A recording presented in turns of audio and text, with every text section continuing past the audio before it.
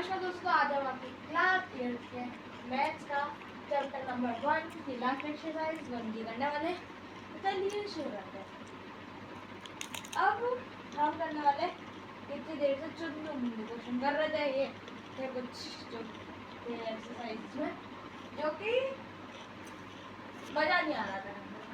ये भी ऐसा जो स्टार्टिंग है ऐसा खास नहीं है, पीछे आप वाले करके देखना खुद। कोई वैसे तो 7th में आपने मतलब 7th पढ़ी थी अपन ने, तो उसके हिसाब से आप नॉर्मली देखोगे इनको तो आप कर लोगे मतलब। और एक क्वेश्चन था स्पीड वाला और उसको देख लेंगे आगे चलके। अभी हम इसको देखते हैं।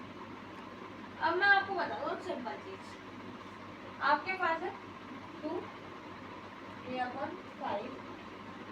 प्लस 3 3/10। चलो पहले ये बता देते क्वेश्चन क्या लेना है। एक रोप दे रखी है आपको 11 मीटर लंबी, कितनी मीटर 11 मीटर, ठीक है।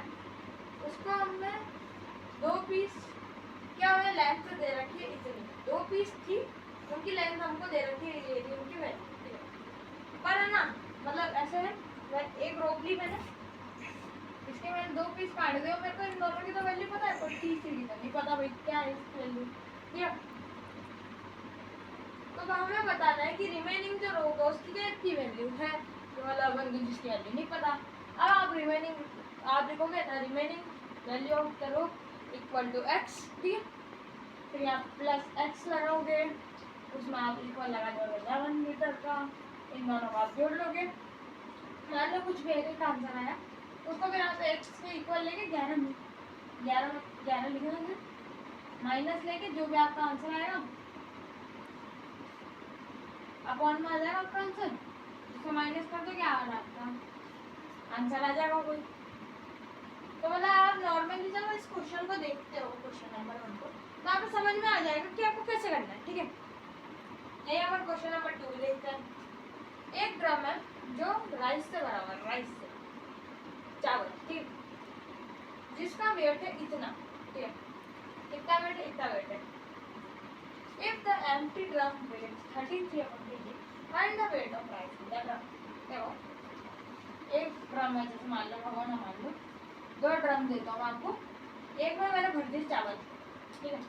ये मैंने भर दिए थोड़े चावल इसमें, मतलब पूरा ये जितना भर जाए मेरा टैंकर इसका जो भी है, ठीक है।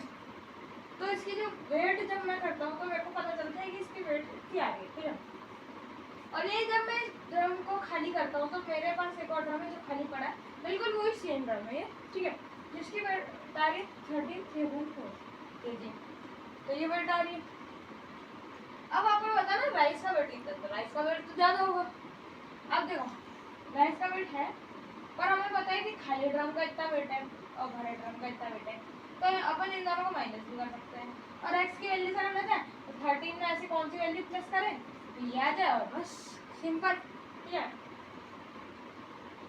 चलिए अभी अपन नेक्स्ट क्वेश्चन और देख लेते हैं बाकी आगे के। अब तो सब हम करने वाले हैं इसके दूसरा क्वेश्चन, जो मेरे को लगता है आप उसमें डाउटफुल हो सकते हैं। क्वेश्चन नंबर 6 है तो बहुत इजी, पर आप लगेगा कि आ गया।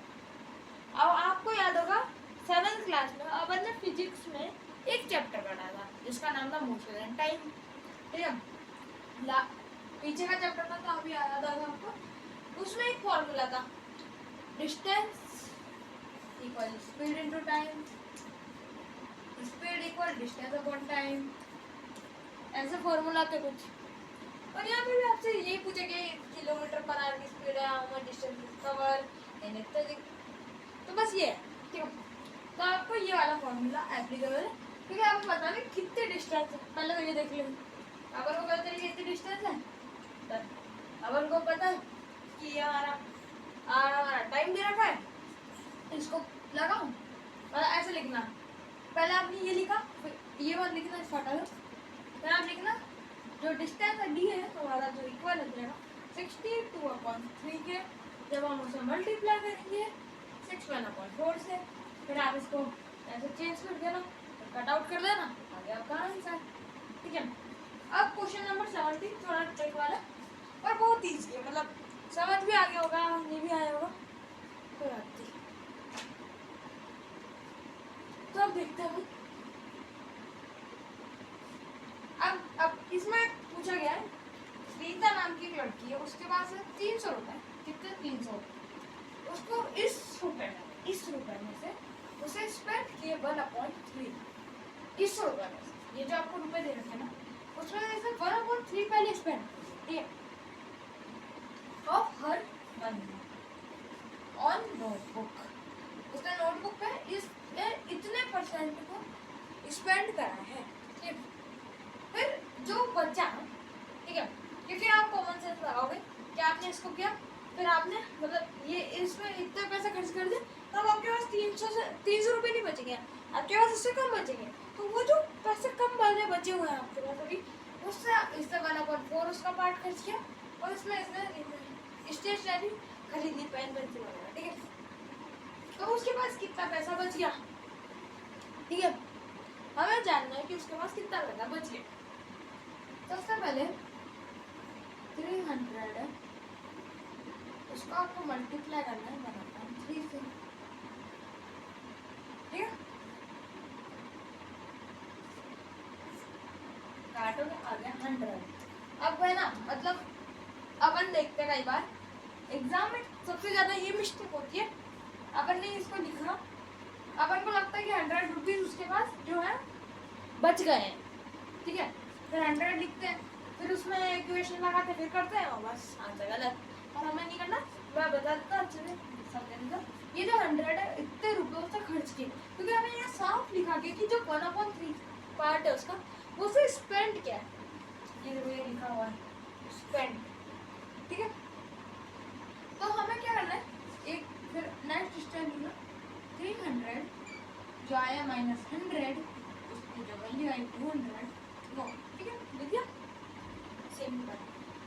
अब देखो वो बाकी के जो उससे 1/4 खर्च किया, अब 200 में से निकालना, एक मिस्टेक ये करते 300 से निकाल देते हैं डायरेक्टली, क्या नाम है, इसे हो जाएगा, और यहाँ पे अपन को नॉर्मल सेंस लगाना होता है कि 300 इससे किया, फिर उसके बाद जो बचे ना उनसे निकालो, वरना आंसर गलत है ना, into 1/4, ठीक है, अब इसमें अपन देखते हैं आंसर आएगा आपका 50 आंसर आ गया, तो ये आ गया आपका 50। अब आप देख लो, आपने पहले 100 रुपये खर्च करे, फिर आपने 50 रुपये खर्च किए, तो आपने अगर टोटल खर्च कर दिया 150 रुपये, 300 में से 150 गए, तो आपको मिल गया 150, तो आप बोले 150 हमारे पास बच गए सर, जो आपके टीचर हैं उनको, ठीक है, तो इसी के साथ हमारा जो ये खत्म होता है। अगर आपको कोई डाउट हो तो कमेंट में पूछ देना, मैं बोलता हूँ आपसे अगली वीडियो में, तब तक के लिए bye bye bye, tata, goodbye, गया।